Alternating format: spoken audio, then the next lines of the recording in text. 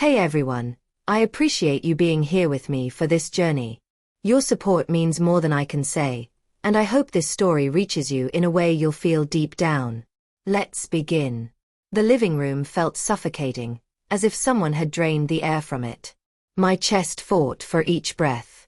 My eyes locked on Sarah, on the deep red dress hugging her figure, the same one she hadn't touched since our honeymoon. Under the chandelier, the fabric shimmered, but all I saw were warning signs woven into every thread. "You're leaving in that dress?" My voice cracked with disbelief. She turned slowly, her eyes catching the light. I couldn't tell if it was guilt, defiance, or both flashing there. "If you walk out like that, don't bother coming back." The words tore through my throat like glass. Sarah's lips parted as if to answer, but nothing came out. Her silence screamed louder than any admission. I wanted to rage, to demand the truth, but I stood frozen. My feet stuck to the same wooden floor where we once danced barefoot 5 years earlier, drunk on love and hope. Back then, love felt like forever, not betrayal. The signs had been small at first. A phone buzzing face down on the counter at odd hours. Nights at the office that dragged into morning. A faint trace of cologne on her coat that wasn't mine. I brushed it all aside, blinded by trust. I told myself she was just stressed. The promotion, the workload, the late meetings. I believed her. I trusted her completely. But tonight those red flags glowed like neon. She'd been distant all week, her smiles brittle, her touches fleeting. When she said she had a client dinner, I nodded like I always did. But something gnawed at me.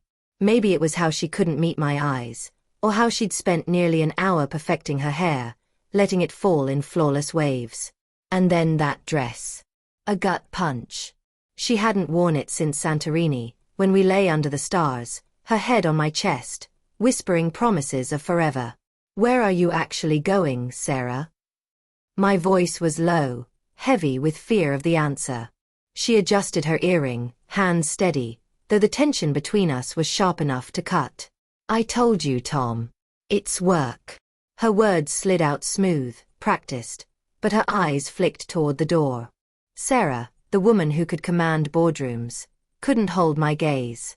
I stepped closer, the floor creaking beneath me.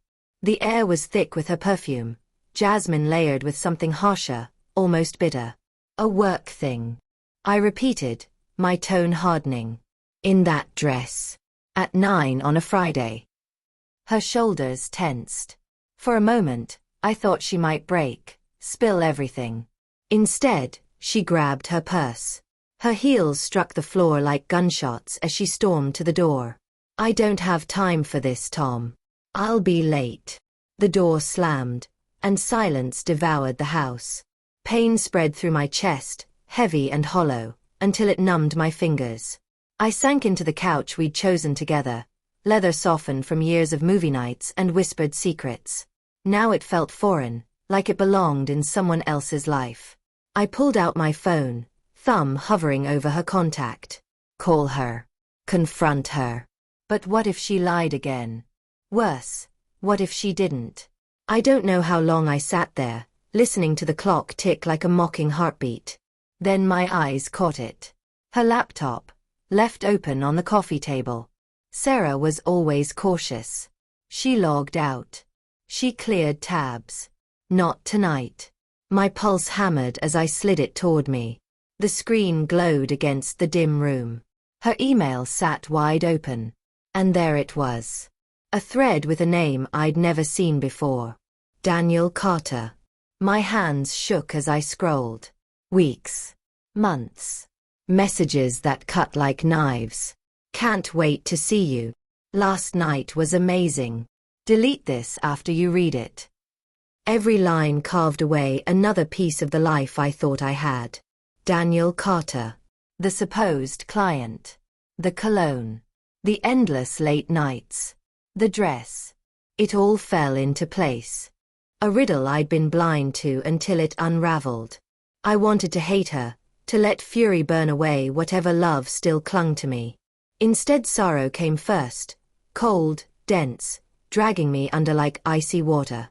I pictured her laughing with him, her hand resting on his arm, her eyes lit in a way they hadn't been with me for months. Was I to blame? Had I missed signs, failed to notice when she started slipping away? The questions looped, each one opening another ache. Hours passed. I hadn't touched the laptop. Its screen still cast that faint glow, accusing. The front door eased open. Sarah came in, the red dress catching slivers of moonlight. She froze when she saw me. Her purse dropped with a dull thud. "Tom," she breathed, fragile as thin glass. "You're still up." "Who's Daniel?" The words hit like a shot. She flinched. Her eyes widened, then softened, tears pooled and spilled. She didn't deny it, not even an attempt to hide it, and that silence cut deeper than any confession. "Tom, I never meant for this," she whispered, voice breaking. "It was wrong. Stupid. I'm so sorry. It was a mistake." I rose, fury and hurt raw in my chest. Months of lies, Sarah. Months of looking at me and saying you loved me while you... I couldn't finish. The sentence lodged in my throat. I hated that I still wanted to pull her close even as anger tore through me. She stepped toward me, hands reaching. I stepped back. "I do love you," she sobbed, tears tracking down her cheeks. "I got lost.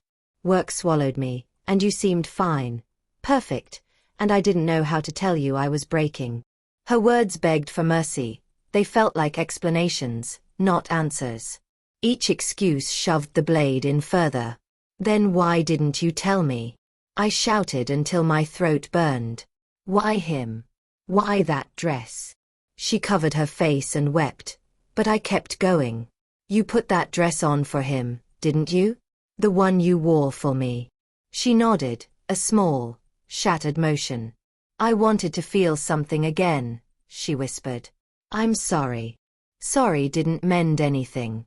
It didn't weave back the trust that lay in tattered pieces at my feet. I turned away to the mantel, to the photographs of us bearing happy, careless smiles. Memories that suddenly felt like lies. "Get out," I said, the words barely more than a breath. "Don't come back." Her sobs filled the room. I didn't look at her as she left. The door shut quietly this time, and the silence afterward was enormous. I sank to the floor. The laptop's glow painted the carpet silver. Daniel's messages still stared up at me, merciless. Then my phone pinged. A new email from her. Subject line, "I'm sorry." My pulse stuttered. I clicked, bracing for more pleading or excuses. Instead there was one sentence. "I left something for you in the bedroom." I climbed the stairs with a leaden weight in my legs. On the bed lay a letter, handwriting unsteady but intentional. "Tom," it began. "I've been lying to myself as much as to you. Daniel was an escape. You were my home. I don't expect forgiveness. I need you to know I loved you. Even when I lost myself, the dress was my goodbye, to him, to us. I won't come back." I sat on the bed, the paper trembling in my fingers. She was gone. The betrayal would follow me, an ache I'd carry like a shadow.